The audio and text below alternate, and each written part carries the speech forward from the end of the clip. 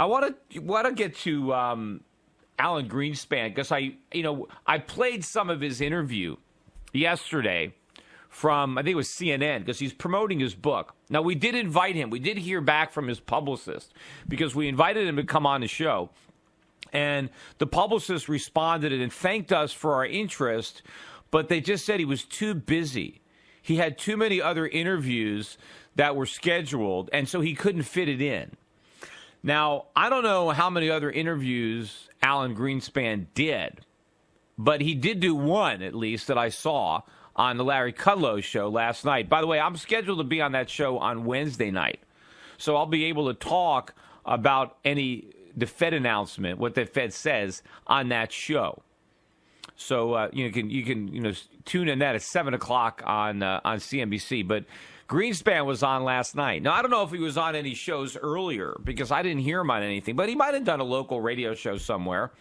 But, it's hard to believe that an author is going to turn down the opportunity to promote his book.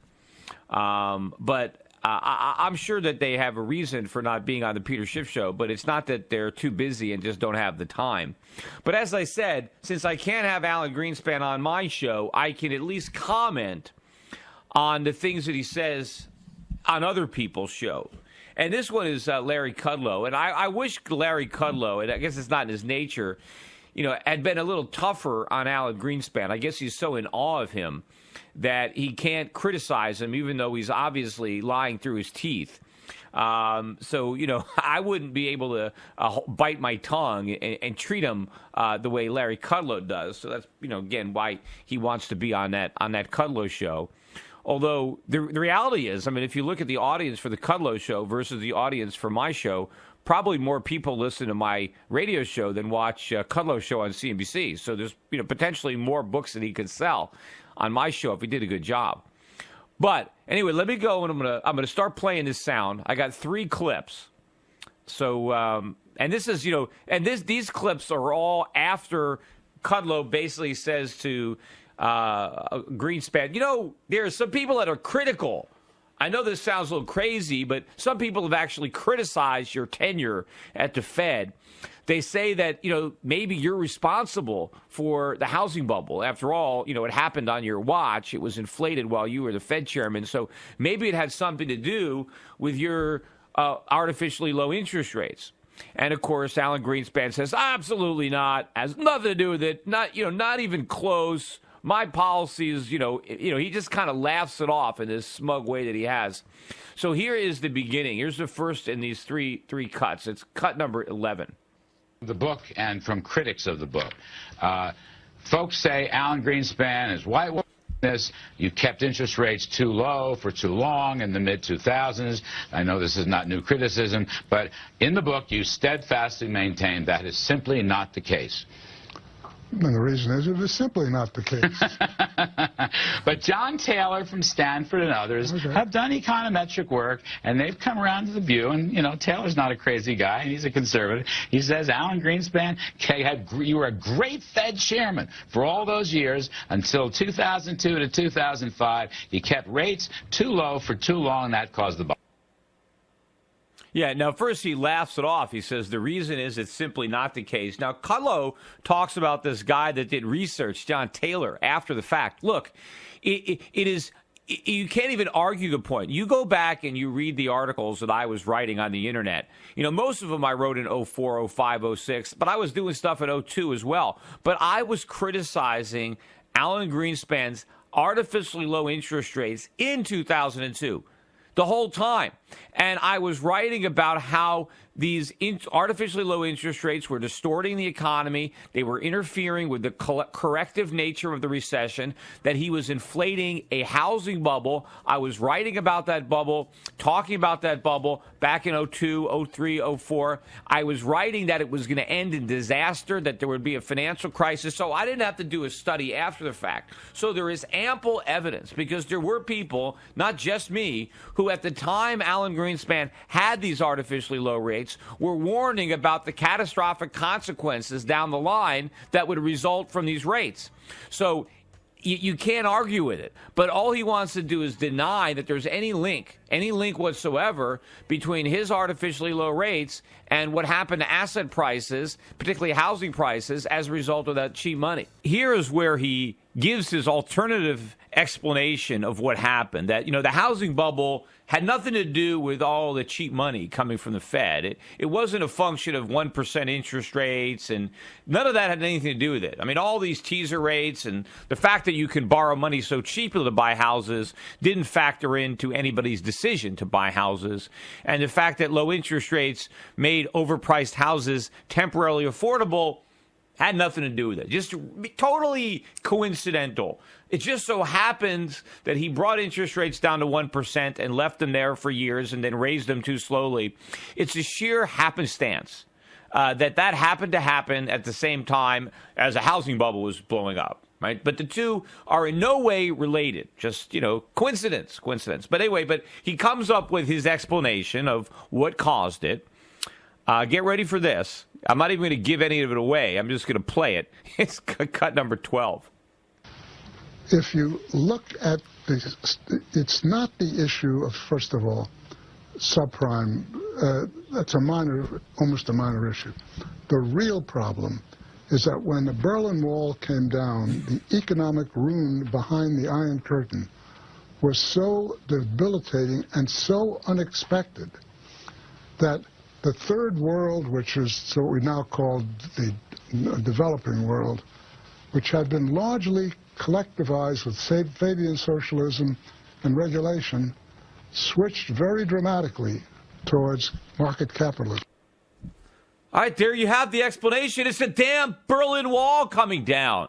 That's why we had a housing bubble, because back in the late 80s, the Berlin Wall came down. If we had just left that wall up, there never would have been a housing bubble. Clearly, it's not Alan Greenspan's fault. He's not the one that knocked down that wall.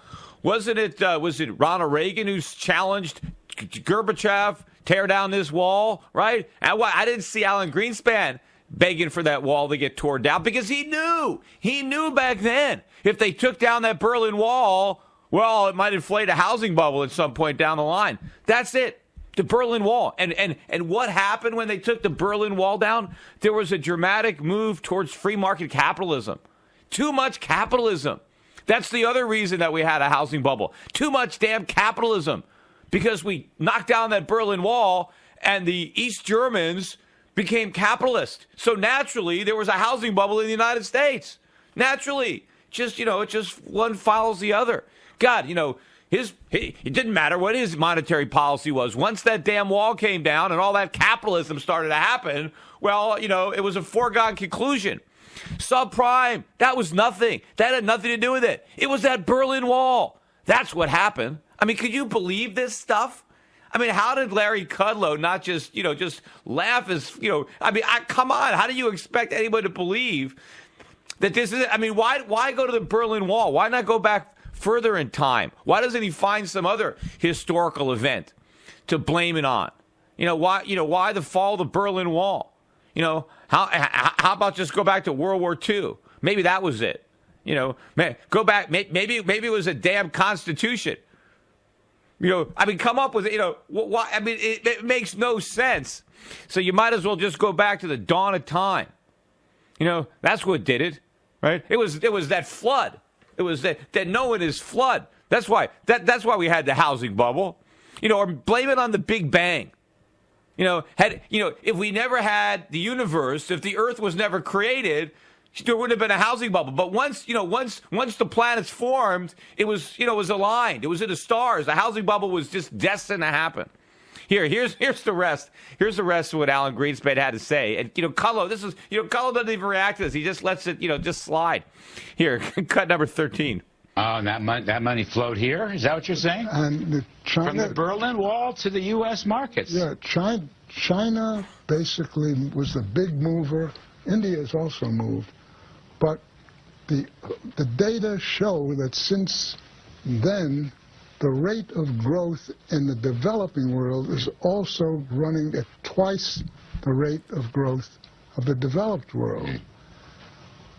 The cultures in those societies are such that they can't spend it all. And China has now got a 50% savings rate. We got the backwash. We got this huge flow of savings, which suppressed the real rate of interest, not only in the United States, but everywhere. All right. I've heard. Now I get it. It was the Chinese and the Indians that suppressed the rate of interest rates, not the Fed. So when the Fed lowered interest rates down to 1%, that was China and India that were doing that? It had nothing to do with Alan Greenspan? China is the one that suppressed those interest rates down. And when they raised rates slowly at that measured pace, it was India that was holding the Fed's hand. The Fed was dying to raise interest rates faster, but the damn Indians and the Chinese wouldn't let them do it. I mean, so, yeah, it was the Berlin Wall, although what does the Berlin Wall now have to do with China and India? But I know in a way what Greenspan is trying to say is that because we had these huge trade deficits, the Chinese had huge surpluses that they reinvested in our bonds. But why did we have these huge trade deficits? Because Alan Greenspan kept interest rates so low. Because our interest rates were so low, Americans could borrow all kinds of money to buy Chinese products that they wouldn't have been able to buy had Alan Greenspan not kept interest rates so low. So the reason that the Chinese had these big trade surpluses to recycle was because Alan Greenspan kept interest rates so low. He's got the cart before the horse. He's saying that, well, the Chinese just had this huge glut of dollars. Where did they get them? They got them from us. And where did they start? They started at the Fed. The Fed created the dollars that the Americans spent and sent over to China. And so China had to do something with them because they had their stupid currency peg. So they bought U.S. Treasuries. But it's not the Chinese or the Indians that started the process. It's the Fed. And it didn't start at the Berlin Wall. I mean, the Berlin Wall came down, in 88, 89? We didn't have the housing bubble until 96, 97. It really didn't kick off until 2002. I mean, how could you go back and say it was the Berlin Wall? Look, this guy wants to come up with one excuse after another why it's not his fault. Of course it's his fault. He's got his fingerprints all over this thing, and the fact that he has to come up with these crazy explanations as to why there is a bubble that completely exonerates the Federal Reserve. The Federal Reserve had nothing to do with it. It wouldn't have mattered what interest rates were, according to Alan Greenspan, because once that Berlin Wall came down, once this capitalism started flowing all around the world, once the Chinese and the Indians started saving, well, a housing bubble in the United States was all inevitable. And, the subprime market, that had nothing to do with it. Zero down, interest only, negative AM, Fannie and Freddie, the FHA, all this stuff was purely incidental to the wall coming down and China and Japan, having all this capitalism that they didn't have before.